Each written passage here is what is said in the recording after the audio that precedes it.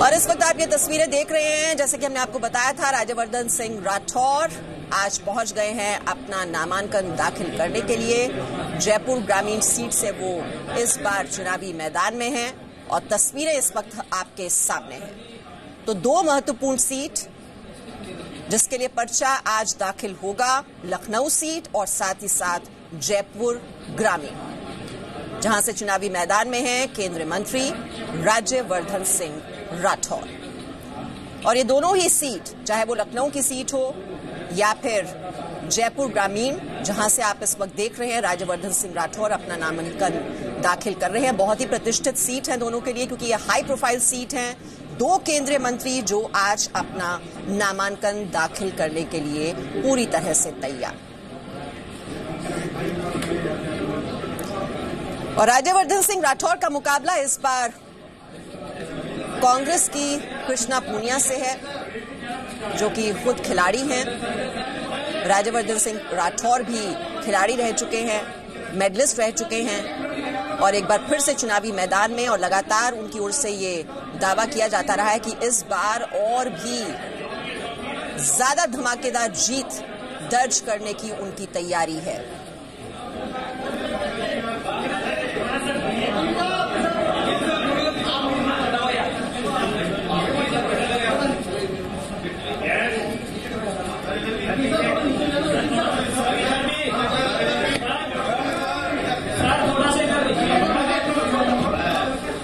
तो फौज से सेवानिवृत्ति के बाद राजनीति के मैदान में पिछले 5 साल से वो इस सीट का प्रतिनिधित्व कर रहे हैं और उनके साथ खेल जगत की कई हस्तियां भी शामिल रही आज के रोड शो में। आप देख पा रहे हैं गुरु बाबा रामदेव भी उनके साथ मौजूद नामांकन के दौरान। और वैशाली नगर के गांधी पथ पर कुछ ही देर बाद जनसभा का भी आयोजन होगा, जिसको वो संबोधित करेंगे।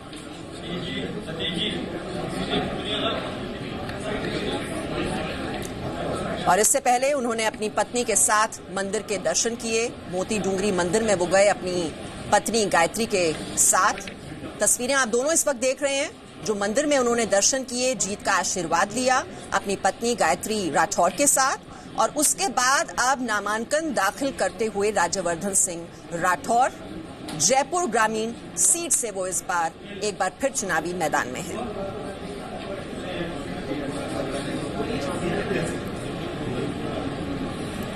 उनका मुकाबला कांग्रेस की एथलीट कृष्णा पूनिया के साथ है। तो आप ये कह सकते हैं कि दो दिग्गज खिलाड़ियों का ये बहुत ही दिलचस्प मुकाबला इस बार देखने को मिल रहा है। एक और है राज्यवर्धन सिंह राठौर, जो पिछले 5 साल से इस सीट का प्रतिनिधित्व कर रहे हैं, और दूसरी ओर हैं एथलीट रही कांग्रेस की ओर से कृष्णा पूनिया। बाबा रामदेव उनके साथ नामांकन के दौरान मौजूद। तो समर्थकों की भारी भीड़ उनके साथ में है। नामांकन दाखिल करते हुए राज्यवर्धन सिंह राठौर को इस वक्त आप देख रहे हैं जयपुर ग्रामीण से पर्चा दाखिल करते हुए। और देखिए, ये विक्ट्री साइन दिखा रहे हैं। जीत का दावा बार बार किया जा रहा है। खासतौर पर जो सीट हैं, जो हाई प्रोफाइल सीट्स हैं, जहां पर जो केंद्रीय मंत्री चुनावी मैदान में हैं, वहां पर पूरी तरह से आश्वस्त जीत को लेकर।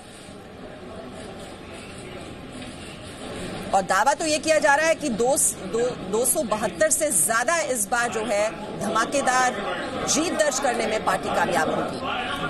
और जो भी मंत्री जा रहे हैं आज दाखिल करने के लिए अपना पर्चा, चाहे वो राज्यवर्धन सिंह राठौर हो, चाहे वो राजनाथ सिंह हो, दोनों की ओर से दावा यही है कि इस बार जो लहर है मोदी की, वो पहले के मुकाबला कहीं ज्यादा इस बार मजबूत है।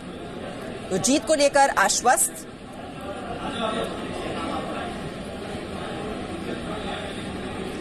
तो योग गुरु बाबा रामदेव के साथ साथ खेल जगत की कई बड़ी हस्तियां भी मौजूद हैं। जब ये नामांकन दाखिल करने के लिए वो इस वक्त पहुंचे हुए हैं जयपुर ग्रामीण सीट से।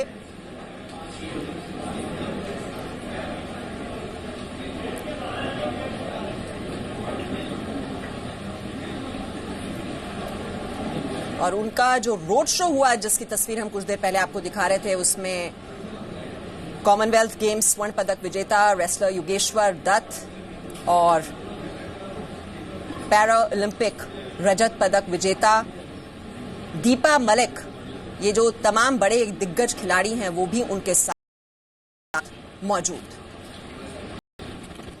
और विजय चौक से इस वक्त हमारे सहयोगी रविंद्र हमारे साथ जुड़ चुके हैं। रविंद्र, तस्वीरें हम दिखा रहे हैं राज्यवर्धन सिंह राठौर जो कि जयपुर ग्रामीण सीट से इस बार अपना पर्चा दाखिल कर रहे हैं। 5 साल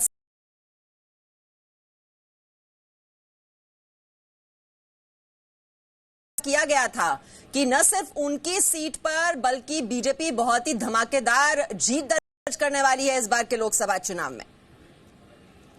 बिल्कुल मीमांसा, कॉन्क्लेव में भी उन्होंने दावा किया, उसके बाद भी कई तरह के दावे हुए हैं कि जयपुर ग्रामीण ही नहीं बल्कि जयपुर शहर और उसके आसपास के जितने लोकसभा क्षेत्र हैं वहां से बीजेपी चुनाव जीतेगी, जैसा कि 2014 में हुआ था। भले ही विधानसभा चुनाव में बीजेपी कुछ सीटों के अंतर से सत्ता गंवा दी हो, लेकिन लोकसभा में उसका परिणाम कुछ अलग हो गए। 2014 कहीं पुनरावृत्ति होगी, अगर कुछ सीटें कम होती है लेकिन बहुत ज्यादा उसका प्रभाव नहीं पड़ेगा विधानसभा चुनाव नतीजे का। तो यही दावा बीजेपी कर रही है और राज्यवर्धन सिंह राठौर भी कर रहे हैं, क्योंकि पिछले 5 साल से वो मंत्री भी हैं और अपने क्षेत्र में कई बार, लगभग जो हमें जानकारी मिल रही, हर शनिवार रविवार को जब भी उन्हें फुर्सत मिलती थी तो वो अपने क्षेत्र में जाते थे, जनता के बीच में जाते थे, उनकी समस्याओं को सुनते थे और समाधान करने की भरसक कोशिश भी करते थे। तो कहीं ना कहीं जो तस्वीर उन्होंने बदलने का एक दावा किया था और जमीन पर दिखाई भी दे रहा है जयपुर ग्रामीण में, उसका फायदा राज्यवर्धन सिंह राठौर को जरूर मिलेगा, ऐसा उनका भी दावा और बीजेपी के बड़े नेताओं का भी कहना है। जी, लेकिन जो हमने विधानसभा चुनावों में जिस तरह से देखा, जो किसानों की नाराजगी है और भी कई मुद्दे रहे जो कि हावी रहे और जिसकी वजह से हार का सामना बीजेपी को करना पड़ा,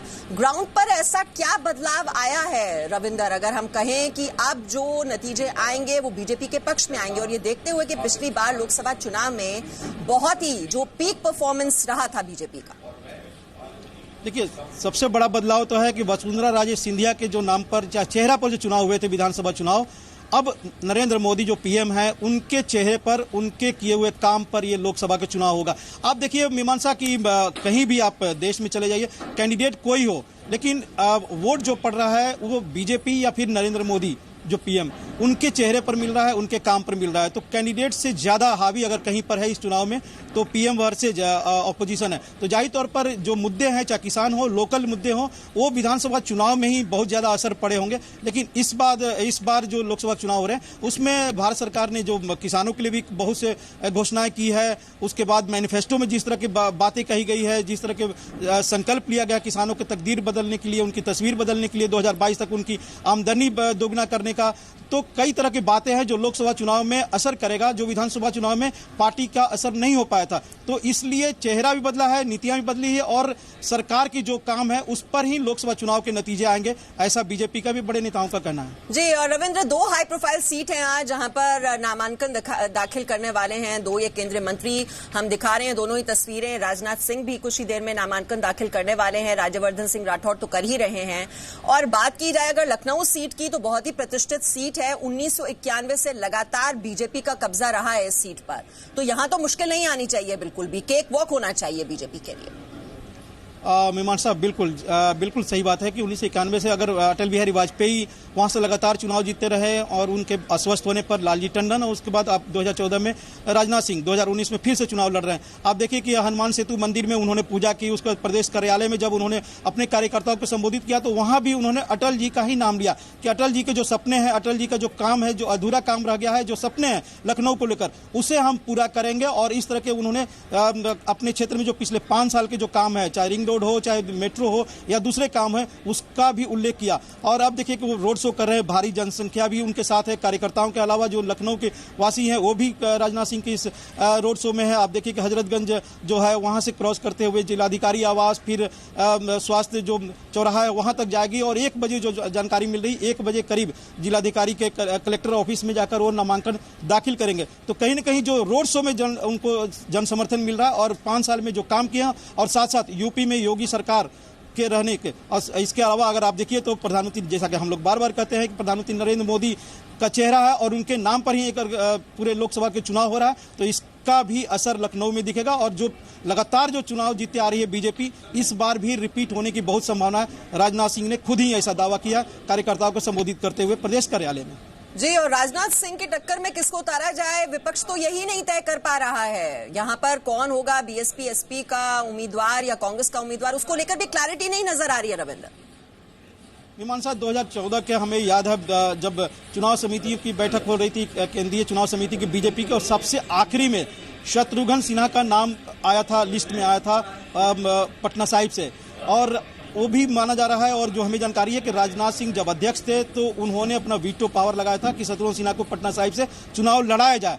इस बार कांग्रेस की रणनीति है कि शत्रुघ्न सिन्हा को जो बीजेपी छोड़े हैं और उनको पटना साहिब चुनाव लड़ाए थे, उनकी पत्नी पूनम सिन्हा को राजनाथ सिंह के खिलाफ चुनाव लड़ाया जाए। और बीजेपी के और राजनाथ सिंह के करीबियों का कहना है कि कम से कम शत्रुघ्न सिन्हा को ऐसा जरूर सोचना चाहिए कि 2014 में उनके साथ जो राजनाथ सिंह ने या पार्टी ने किया था, कम से कम 2019 में वो इसका ख्याल जरूर रखे। लेकिन ये राजनीति है, सियासत है, ऐसी संभावना है, ऐसी कोशिश है कांग्रेस की कि शत्रुघ्न सिन्हा की पत्नी को वहां चुनाव लड़ाया जाए। हालांकि कोई ऐसा कैंडिडेट नहीं देख रहा है कांग्रेस या ऑपोजिशन के सामने। वहां से राज बब्बर चुनाव लड़े, राम जेठमलानी चुनाव लड़े, कई ऐसी हस्तियां चुनाव लड़ी, लेकिन जाहिर तौर पर है कि लखनऊ जो सीट है एक तरह से बीजेपी का गढ़ है और इस बार भी उसकी पुनरावृत्ति होने की पूरी संभावना दिख रही, चाहे चुनाव कोई भी लड़े। जी, जिन दो सीटों की बात हम रविंद्र कर रहे हैं, लखनऊ सीट और जयपुर, अब ये दो राज्य हैं, यूपी और राजस्थान। ये ऐसे राज्य हैं जहां पर बेहतरीन प्रदर्शन बीजेपी का लोकसभा चुनावों में था। उससे बेहतर प्रदर्शन तो कैसे अब किया जाएगा, वो जो परफॉर्मेंस है वो रिपीट की जाए, रेप्लिकेट की जाए, ये एक बड़ी चुनौती है इस बार बीजेपी के सामने, क्योंकि 73 सीट यूपी में ली गई, राजस्थान में सारी सीटें बीजेपी के खाते में गई थी। अब उसी परफॉर्मेंस को फिर रिपीट करना, ये बहुत ही बड़ी चुनौती नजर आ रही है, ये देखते हुए कि कांग्रेस भी अब कर्ज माफी हो, चाहे ये न्याय योजना हो, ये सब लेकर सामने आ रही है। तो कहीं ना कहीं जरूर एक भ्रमित करने की कोशिश हो रही है वोटर को। देखिए, जो ये हकीकत है कि 2014 का जो लहर था, मोदी लहर था, वो 2019 में भी उसी तरह की लहर हो, ये कहना काफी मुश्किल होगा। हालांकि बीजेपी के बड़े नेताओं का दावा है कि अंडर करेंट है, लोग चाहते हैं कि एक बार फिर से प्रधानमंत्री नरेंद्र मोदी को मौका दिया जाए, बीजेपी को और एनडीए को मौका दिया जाए। लेकिन जो सीटों का आंकड़ा है ये कहीं ना कहीं फेरबदल होगी, ऐसा बीजेपी के बड़े बड़े नेता और उनके रणनीतिकार भी मान के चल रहे हैं, चाहे राजस्थान हो या फिर मध्य प्रदेश हो, छत्तीसगढ़ हो या फिर उत्तर प्रदेश हो। तो कुछ सीटों का नुकसान तो होने की पूरी संभावना है। हालांकि उत्तर प्रदेश में भी बीजेपी दावा कर रहे हैं, खुद पार्टी अध्यक्ष भी दावा कर रहे हैं कि हम 74 सीटें वहां पर लाएंगे, यानी 2014 से। और इस वक्त ये बड़ी खबर आ रही है, हम जाएंगे रविंद्र के पास और जानकारी लेंगे, लेकिन ये एक बड़ी खबर इस वक्त जो आ रही है वो आपको बता दें, राहुल गांधी के खिलाफ मानहानि का केस दर्ज करेंगे सुशील मोदी। ये बड़ी जानकारी इस वक्त मिल रही है, राहुल गांधी के खिलाफ मानहानि का केस करेंगे सुशील मोदी। मोदियों को चोर कहने पर बिहार के डिप्टी सीएम सुशील मोदी ये मानहानि केस करेंगे। कांग्रेस के नेता राहुल गांधी ने 13 अप्रैल को कर्नाटक के कोलार में एक भाषण देते हुए कहा कि सारे मोदी चोर हैं, और उन्होंने ये भी कहा कि क्या कारण है कि सारे चोरों का सरनेम मोदी है और जितने मोदी हैं सारे मोदी चोर हैं। और उनके इस बयान से देश के अंदर मोदी टाइटल रखने वाले जो करोड़ों लोग हैं उनके भावनाओं को ठेस पहुंची है। बिहार के अंदर भी लाखों लोग हैं जो मोदी टाइटल रखते हैं, मेरा भी टाइटल मोदी है, और से मैंने तय किया कि मैं राहुल गांधी पर मानहानि का मुकदमा दायर करूंगा। मेरे वकील उसकी तैयारी करें और अगले 1-2 दिनों के अंदर राहुल गांधी पर मानहानि का मुकदमा दर्ज किया जाएगा। तो मानहानि का केस करेंगे सुशील मोदी को आप सुन रहे थे, और राहुल गांधी ने जिन शब्दों का इस्तेमाल किया कि सारे मोदी चोर हैं, उसी के खिलाफ ये मानहानि का केस दायर करने के लिए तैयार हैं सुशील मोदी। और इस वक्त रविंद्र हमारे साथ हैं। रविंद्र, तो लगातार अब ये जो मामला है ये कोर्ट में पहुंचा है, पहले मीनाक्षी लेखी ने केस किया और अब सुशील मोदी कह रहे हैं कि वो मानहानि का केस करेंगे। देखिए, दोनों मामले अलग हैं। एक सुप्रीम कोर्ट ने जो एक ऑब्जर्वेशन दिया था उसको उन्होंने एक ऑर्डर के रूप में मानकर राहुल गांधी ने राफेल के बारे में कहा कि प्रधानमंत्री नरेंद्र मोदी पर उन्होंने आपत्तिजनक टिप्पणी की थी। सुप्रीम कोर्ट ने भी उसका कॉग्निजेंस लिया और 22 अप्रैल तक उनको जवाब देना राहुल गांधी को। लेकिन यह मसला अलग है, जैसा सुशील मोदी भी कर रहे हैं कि सारे मोदी चोर हैं। अब नीरव मोदी के बारे में आप बयान करते करते आप प्रधानमंत्री नरेंद्र मोदी या फिर सुशील मोदी या दूसरे कोई भी मोदी हो सकता है, उसको आप एक तरह से जनरलाइज करके अगर इससे भाषा का इस्तेमाल कर रहे हैं तो जाहिर तौर पर सुशील मोदी हो या दूसरे कोई भी मोदी वो मानहानि का मुकदमा दायर कर सकता है, उसके पास अधिकार भी है। अब देखिए कि मीमांसा पीलू मोदी हुआ करते थे राज्यसभा में, बहुत बड़ी हस्ती हुआ करते थे बहुत सालों पहले। वो चाहे जवाहरलाल नेहरू हो या फिर इंदिरा गांधी के सख्त विरोधी थे, उनकी अपनी विचारधारा थी, लेकिन क्या वो बड़े शख्सियत नहीं थे? वो मोदी नहीं थे। नीरव मोदी ही एक ऐसा व्यक्ति है कि वो सारा मोदी समाज को रिप्रेजेंट कर रहा है। तो जाहिर तौर पर राहुल गांधी, जैसा कि बीजेपी भी हमेशा कहती है, उसके बड़े बड़े नेता कहते हैं कि जो स्क्रिप्ट उनको लिख कर दे दिया जाता है वही पढ़ते हैं और अपने समझ का इस्तेमाल नहीं करते हैं। अब यहां पर एक जनरलाइज बात कहें कि मोदी सारे चोर हैं, तो जाहिर तौर पर उनके खिलाफ मानहानि का मुकदमा सुशील मोदी ने जो कहा है वो करेंगे और राहुल गांधी को सबक लेना पड़ेगा कि किस तरह की भाषा का इस्तेमाल उनको चाहे चुनाव के समय हो या फिर संसद के अंदर या संसद के बाहर करना चाहिए। बिल्कुल सोच समझकर भाषा का इस्तेमाल होना चाहिए, बहुत जरूरी है। जब आप वोट लेने के लिए जा रहे हैं तो ये नहीं कि आप मनमानी तरीके से कुछ भी शब्दों का इस्तेमाल कर लें। और मानहानि का केस करने की तैयारी की है सुशील मोदी ने राहुल गांधी के खिलाफ। और इससे पहले कि हम ब्रेक पर जाएं, एक अपील जो हम रोज आपसे करते हैं, लगातार कर रहे हैं क्योंकि बहुत ही महत्वपूर्ण है ये अपील कि लोकसभा चुनाव में आपको जरूर अपने मताधिकार का इस्तेमाल करना है। देखिए सभी उम्मीदवार आपके सामने हैं, लेकिन ये आपके हाथ में है एक बहुत ही बड़ा हथियार वोट करने का। आप जागरूक बने, अपने घर वालों को, दोस्तों को, सभी जानने वालों को जागरूक करें कि उनके लिए अपने मताधिकार का इस्तेमाल करना कितना जरूरी है। ध्यान रहे अब की बार वोटिंग की लाइन न टूटे, कोई मतदाता न छूटे।